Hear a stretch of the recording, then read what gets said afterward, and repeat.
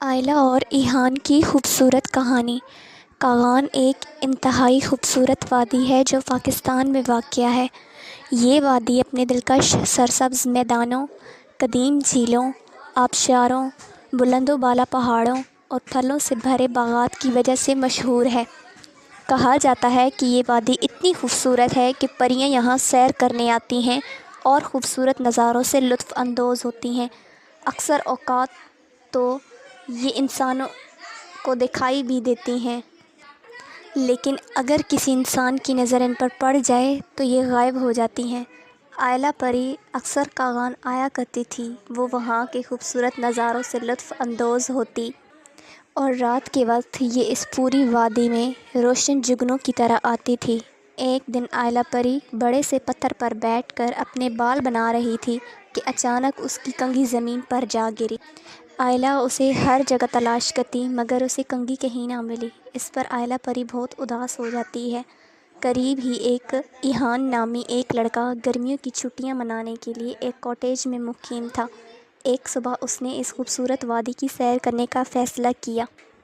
وہاں وہ سرسبز میدانوں اور ٹھنڈی ہوا سے گزرا۔ اس نے دیکھا کہ ہر طرف خوبصورت جنگلی پھول کھلے ہوئے ہیں۔ وہ صاف نیلے پانی اور برفیلے پہاڑوں کے قریب آیا۔ وہاں شدید سردی تھی۔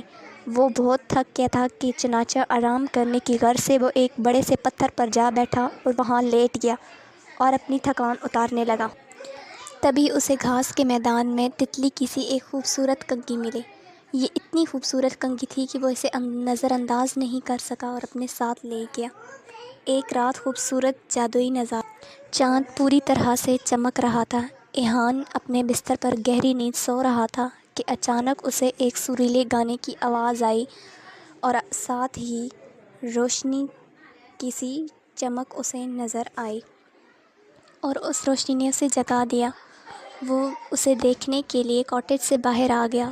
قریب ہی دریا سے سریلے گانے کی آواز آ رہی تھی۔ اس نے جنگل سے گزرتے ہوئے اس آواز کا پیچھا کیا۔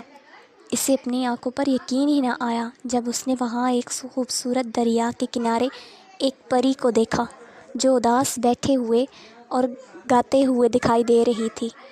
وہ اس پری کے قریب آیا اور بیٹھ گیا۔ ایہان نے اس کی اداسی کی وجہ پوچھی۔ تب آئلہ نے اسے اپنی کھوئی ہوئی کنگھی کے بارے میں بتایا کہ وہ اس کی ماں کی واحد نشانی تھی۔ ایہان نے جلدی وہ کنگھی نکال کر اس پری کے حوالے کر دی۔ خوشی کے مارے آئلہ اچھل پڑی اور ایہان کی اچھی دوست بن گئی۔ اس نے ایہان کو بتایا کہ وہ انسانوں سے دور رہتی ہے لیکن وہ اس کی اچھی سیرت ہی تھی جس کی وجہ سے وہ بہت اب وہ گہرے دوست بن چکے تھے۔